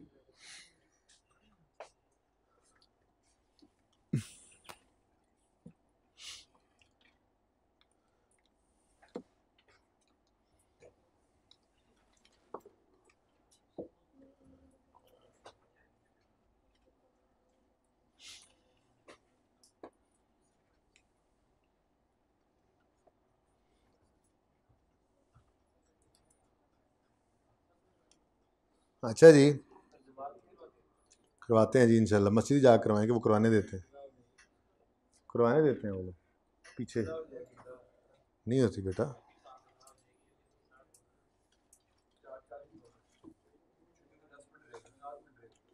अच्छा जी, क्वेश्चन नंबर 12 देखें।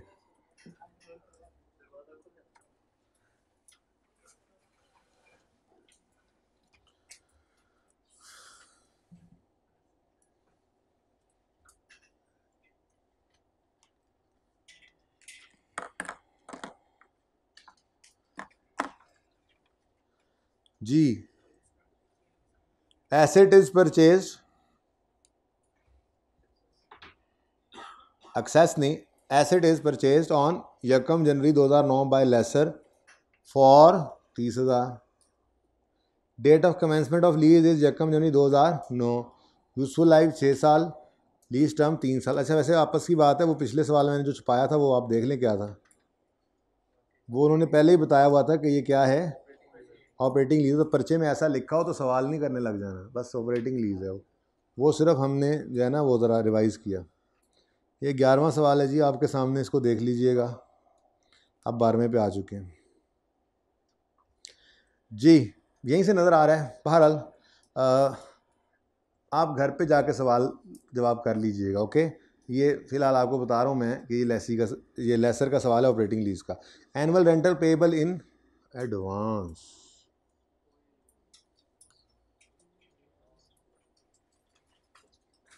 आएगा मज़ा, ओके। ये यहीं पे करते हैं शुरू।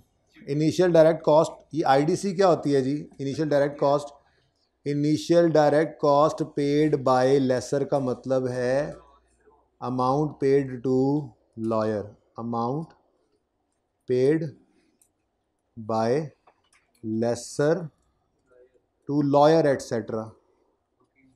हाँ जी,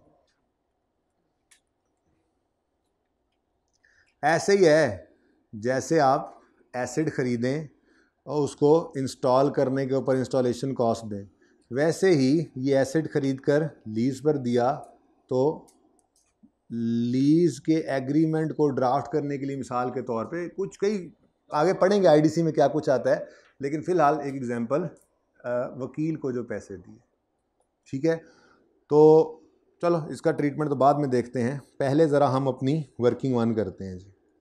हाँ जी, वर्किंग वन, ये इंस्टॉलमेंट है यकम जनवरी 9 पे पहली, तो बस लाइन पहली को नहीं छोड़नी, यकम जनवरी 9, यकम जनवरी 10 और यकम जनवरी 11, ये डेट आ गई जी। उसके बाद इंस्टॉलमेंट्स वाला कॉलम।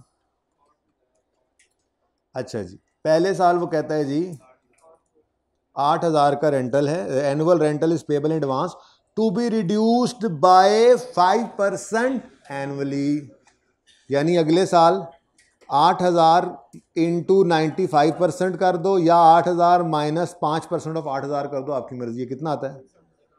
7,600। और उससे अगले साल फिर 7,600 का 95% जी 7,220। लेकिन आपको तो पता ही है ये तो कैश आने की बात हो रही है, हम तो इनकम को रिकॉर्ड करेंगे स्ट्रेट लाइन पे। ठीक है, तो टोटल बताएं। 22,820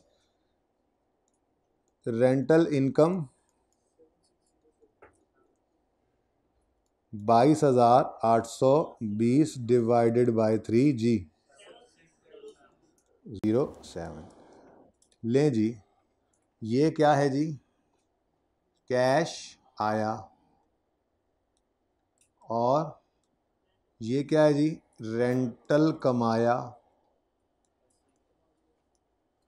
और हमने जो एंट्रीज करनी है उनकी तरतीब क्या होगी? पहले कैश की और फिर रेंटल की। ठीक है, अच्छा अब कहीं कर लें यार, अब उधर मिटाना भी पड़ेगा। फॉर द ईयर एंडेड 31 दिसंबर 2009, इसमें यकम जनवरी 2009 पे एसेट खरीदा है, बोल रहा है ये सवाल में। एसेट परचेज ऑन यकम जनवरी 2009 बाय लेसर, तो एंट्री हो गई एसेट डेबिट कैश क्रेडिट 30,000 से।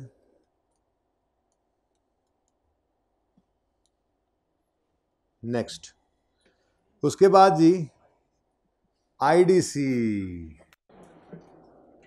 आईडीसी लेसर ने पे की है ताकि लीज का काम चल सके। बहरहाल पैसे तो पे कर दिए, ठीक है, तो फिलहाल आप बस इसको एसेट की कॉस्ट का पार्ट बना लें। एसेट डेबिट कैश क्रेडिट कितना जी? 6,000 है। भाई देखो, जैसे ये एसेट 30,000 का खर्चा करने के बाद आपने कैपिटलाइज किया और इसको जितने साल इसकी लाइफ होगी उतने साल पे डेप्रिशिएट करोगे, ऐसे ही ये आईडीसी लेसर ने पे की है इस लीज एग्रीमेंट को ड्राफ्ट करने के लिए, और ये लीज एग्रीमेंट 3 साल तक फ़ायदा देगा, इससे इनकम आएगी, तो इस आईडीसी को भी 3 साल के ऊपर ही आपने डेप्रिशिएट करना है। ठीक है ना, 3 साल के अंदर एक्सपेंस आउट करोगे। ये आज हम पहली बार बड़ी तफसील से आईडीसी के ऊपर बात करेंगे जी इंशाल्लाह, लेकिन ये पहली बार हमारे सामने ज़िंदगी में आया है इनिशियल डायरेक्ट कॉस्ट। आज लेसर के सवाल में आया है और ऑपरेटिंग लीज है। ठीक है, देखो एसिड की लाइफ कितनी गिवन है? 6 साल। अभी मैं डेप्शन करूंगा ना, एसिड को डेप्शन करेंगे 6 साल पे, लेकिन इस आईडीसी को डेप्शन करेंगे 3 साल पे। वजह क्या है? अगली बार जब फिर वो वापस आएगा ना एसिड, नई लीज पर देगा लेसर, तो वकील को फिर बुला के फिर पैसे देगा। तो ये वाले पैसों का फ़ायदा, तो वकील के जो पैसे हैं इनका फ़ायदा सिर्फ इस लीज की मुद्दत तक है। तो एसिड 6 साल पे डेप्शिट करेंगे, आईडीसी 3 साल पे। सही है, अभी करेंगे सही इंशाल्लाह। फिलहाल तो बस इसकी एंट्री कर लो कि क्योंकि इस खर्चे से फ़ायदा आगे 3 साल मिलना है, तो इसको क्या कर दो, आज कैपिटलाइज कर दो। ठीक है, ऐसे ही समझ लो जैसे, चलो छोड़ो ना समझो, यकम जनवरी 2009 पर asset debit cash credit IDC के अमाउंट से। उसके बाद जी, उसके बाद 31 दिसंबर नहीं, आज यकम जनवरी 2009 पर ही कैश आ गया। कैश आने की entry cash debit rent receivable है, हाँ, रेंट रिसीवेबल क्रेडिट। कितना रेंट रिसीव किया जी? 8,000। ठीक हो गया जी। उसके बाद रेंट कमाया कितना है जी? अब वो 31 दिसंबर 9 के ऊपर आप एंट्री करोगे, रेंट रिसीवेबल डेबिट और रेंटल इनकम क्रेडिट 7600, सॉरी 7607। और उसके बाद डेप्रीसिएशन की एंट्री आएगी। हाँ जी कर लेते हैं, अलग अलग क्या करना, डेप्शन इकट्ठी निकाल लेते हैं बस डेप्रिसिएशन की कैलकुलेशन ज़रा ध्यान से देख लेना। Depreciation expense debit, accumulated depreciation credit. अब इधर देखो ज़रा, एसिड खरीदा 30,000 का और इसको डिवाइड करेंगे यूजफुल लाइफ 6 साल पर। ये देखो यूजफुल लाइफ 6 ईयर्स, ठीक है। लीज टर्म 3 साल है, तो IDC paid by lessor at the start of lease 6,000 जो है, इस 6,000 से फ़ायदा आना है अगले 3 साल तक, तो डिवाइडेड बाय 3 कर दोगे इसको। बिल्कुल ऐसे ही है जैसे आपने एफआरओ में पढ़ा था, एक हवाई जहाज़ हो, उसके अंदर इंजन की कॉस्ट अलग होती है, सीटों की अलग होती है, बॉडी की अलग होती है, इंजन की लाइफ अलग होती है, सीटों की अलग होती है, बॉडी की अलग होती है, तो डेप्रिसिएट भी अलग अलग करते हैं। स्पटनिक वाला सवाल भी फिर आपने किया था, तो रिवैल्यूएशन मॉडल भी था। तो ऐसा ही है, एसेट 6 साल चलेगा और ये आईडीसी समझो 3 साल चलेगी ये। उसके बाद नया लीज एग्रीमेंट होगा, दोबारा आईडीसी पे करेगा, दोबारा 3 साल, ठीक है। ये 2 साल या 1 साल के तो फिर एक्सपेंस नहीं फेंक देंगे, उसमें क्या एसेट बनाना। कोई 1 साल की लीज देकर अगर एग्रीमेंट करता तो फिर तो एक्सपेंस ही चला जाता जी। कितना? 7,000 और 7,000, ठीक हो गया जी। जी जी बोलें।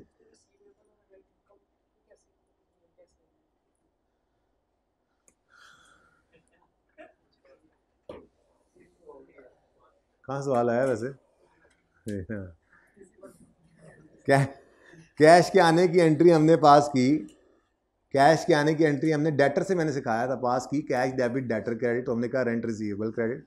और फिर इनकम की एंट्री हम कर रहे हैं, जो कमाली है वो रिसीवेबल डेबिट, जैसे हमने एंट्री पास की थी डेटर डेबिट सेल क्रेडिट, वहाँ से सिखाया। तो ये वही वाली बात हो रही, वही एंट्रीज हैं, कोई नई चीज़ नहीं आ गई। अच्छा जी, जी स्टूडेंट, क्योंकि इससे फ़ायदा 3 साल आना है।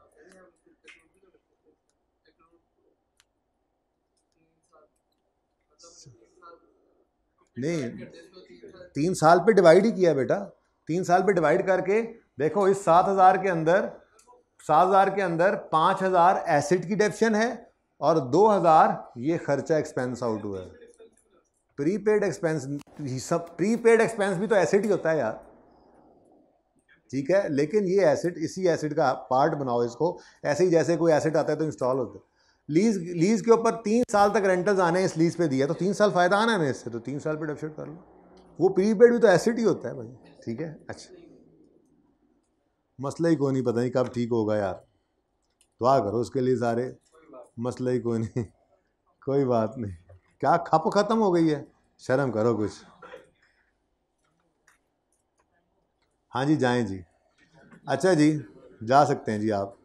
फॉर द ईयर एंडेड, बस ये अगले 5 मिनट में सवाल हो जाना, इसलिए अगर खामोश बैठेंगे तो हो जाएगा 5 मिनट में, वरना टाइम बढ़ता जाएगा।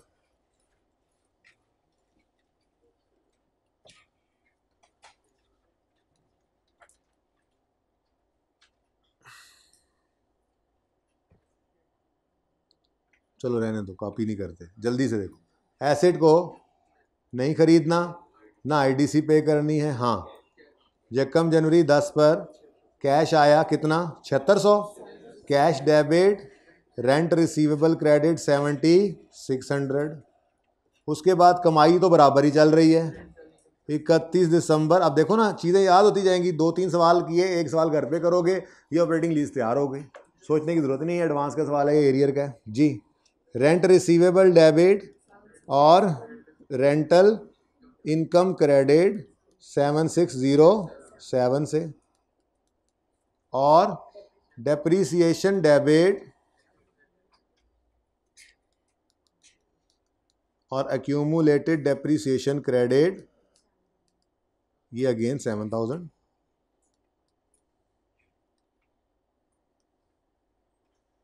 ठीक है जी। एक और साल भी देख लो, for the year ended 31 December 2011, again ये दोनों एंट्रीज तो कोई नहीं होनी। अगेन कैश आया यकम जनवरी 11 को कितना जी? तो cash debit rent receivable credit 7,220। उसके बाद जी कमाई तो हम बराबर ही रिकॉर्ड कर रहे हैं, 31 दिसंबर 11 पर, ये 11/11 नहीं है, 12/11 है जी। रेंट रिसीवेबल डेबिट और रेंटल इनकम क्रेडिट 7607 से, इन्हें भी जवाब देता जज जी, 7607 से। और डेप्रीसिएशन जी, डेप्रीसिएशन 7000, ठीक है जी।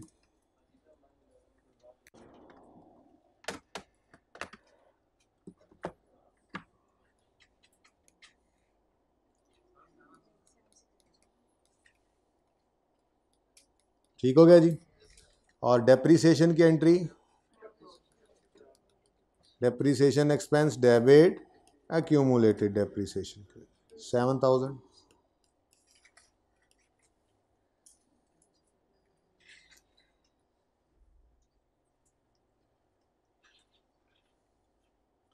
ये जी एंट्रीज हैं, देख लें इनको।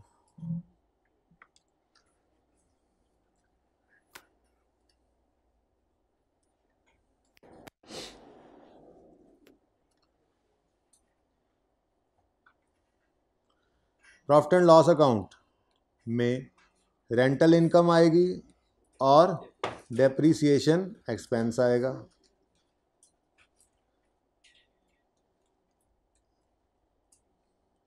9, 10, 11। रेंटल इनकम हर साल बराबर 760, यही तो हमने कहा था स्टैंडर्ड। डेप्रीसिएशन भी हर साल 7000। जस्ट प्रैक्टिस हो रही है, कोई नई चीज़ नहीं है। मैंने कहा ज़रा क्विकली कर लें एक सवाल और, ठीक है। घर पे जाके आपने पता नहीं करना है या नहीं।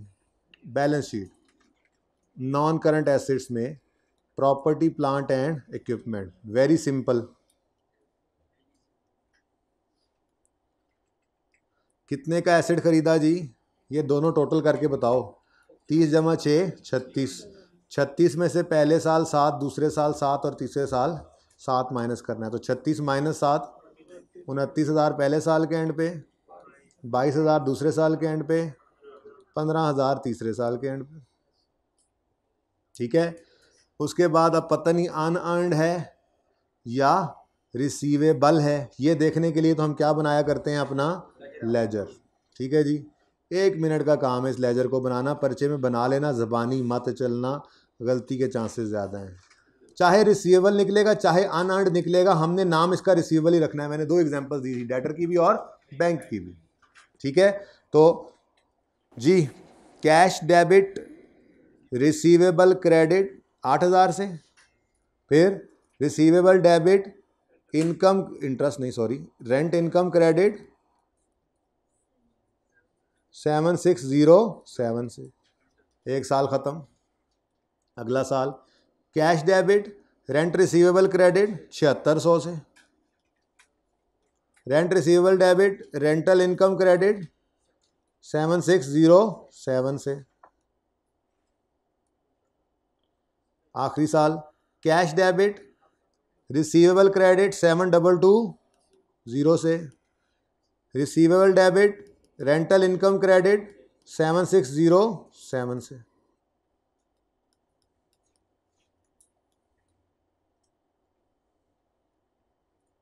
ठीक है जी। अब बैलेंस ही निकालो सोचे समझे बगैर। किस तरह बैलेंस आ रहा है, 31 दिसंबर पहला साल कब एंड हो रहा है, 9 में। क्या डेट लिखनी पता ही है, पहला 9 है जी। Carry down 390। अब ज़रा बताओ ये कैरी डाउन इस तरफ आए तो क्या होता है, एसेट या लाइबिलिटी। मतलब वो देखो सोचने की ज़रूरत भी नहीं पड़ी, ये सोचने की ज़रूरत भी नहीं पड़ी कि 7607 कमाया था और 8000 रिसीव कर लिया, तो ज़्यादा रिसीव किया इसलिए अनअर्न्ड, वैसे सोच भी लिया, ठीक है। तो 393 क्या है, अनअर्न्ड। तो नॉन करंट करंट लायबिलिटीज़ के अंदर अनअर्न्ड रेंटल इनकम आएगी वर्किंग नंबर 2 से, इसको वर्किंग 2 कह लेंगे ना, ठीक है। वर्किंग 1 में वो इंस्टॉलमेंट्स निकाली हुई हैं, वर्किंग 2 ये आ गई। 393 वैसे एंड पे एक बार ही लिख लेते, लेकिन चलो अगले साल आए जी, तो ब्रॉड डाउन बन गया 393। उसके बाद फिर कैरी डाउन इसी तरफ आ रहा है, कितना 380। अगेन क्या है ये लायबिलिटी 386। खूब प्रैक्टिस करनी है संडे पे जाके इसकी। ये तीनों सवाल जो मैंने आज कराए और चौथा जो होमवर्क में देना है, ये एक सिटिंग में बैठ के करोगे तो 45 मिनट से ज़्यादा का काम नहीं है, ठीक है। यार होना चाहिए, क्योंकि इसमें कुछ है ही नहीं बचा, अब कुछ बचा नहीं है, अब इसके अंदर सारा कुछ कर लिया है, तो संडे के दिन प्रैक्टिस कर लो, तो तैयारी कर लेना जी। क्लोजिंग बता दो। ये 1 आता रहे जी, कोई बात नहीं। असल में ये 1 इसलिए आया है कि ये 7607 नहीं होगा मेरे ख्याल से, 6.7 कुछ है, तो वो फिर इस वजह से 1 रुपये का फ़र्क आ गया। अगर एग्जैक्ट फिगर लिखोगे तो 1 रुपये का फ़र्क भी नहीं आएगा। इसको लिखा रहने दो ऐसे ही, कोई मसला नहीं। हाँ, आप इसको यहाँ पर 1 ऐसे भी कर दोगे ना, एग्जामिनर गलत नहीं कर सकता, लेकिन आप यहाँ पे ज़्यादा बेहतर है 0 लिख लो, हो गया 0। अब राउंडिंग का डिफरेंस है, पता होना चाहिए, ठीक है जी। नहीं भाई, नोट बन रहा है अभी, कोई देर नहीं लगेगी। अच्छा जी,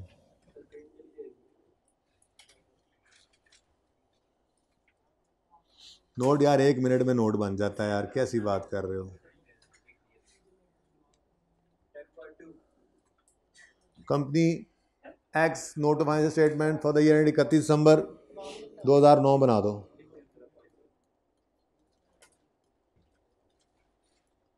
अंग्रेजी से अंग्रेजी लिख लेना, अपना नंबर ना बताओ। ऑपरेटिंग लीज उस पर 7.1 में अंग्रेज़ी लिख लेना, 7.2 में, बस इसमें और कुछ भी नहीं होता, सिर्फ मैच्योरिटी एनालिसिस है। अच्छी बात यह है, इसलिए मैं कह रहा हूँ 1 मिनट का काम है जी। 31 दिसंबर 9 की आखिरी पेमेंट के नीचे लाइन उसी तरह से, तो लेस देन 1 7600 1 to 2 72 20, नोट ख़त्म। नोट शुरू नहीं हुआ, नोट ख़त्म भी हो गया। आप कह रहे हैं नहीं सर कल करवा दें, बताओ भला जी। लेस देन 1 ईयर कितना था जी, 7600 1 to 2 years 7220, total 148।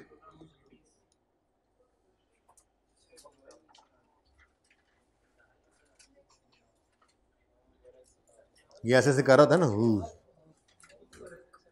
Yesterday is a match India versus Pakistan, ऐसे करके स्क्रीन हो रही है। अच्छा अच्छा, देयर इज अ होमवर्क।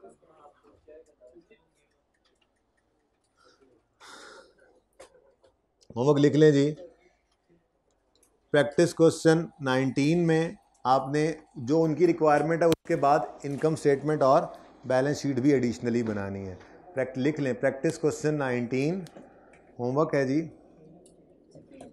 अब होम पेज नंबर खुद ढूंढ लेना ना, प्रैक्टिस सेट 19, इसमें ऑल्सो इनकम स्टेटमेंट और बैलेंस शीट भी, ठीक है जी। प्रैक्टिस सेट 19, ठीक है जी।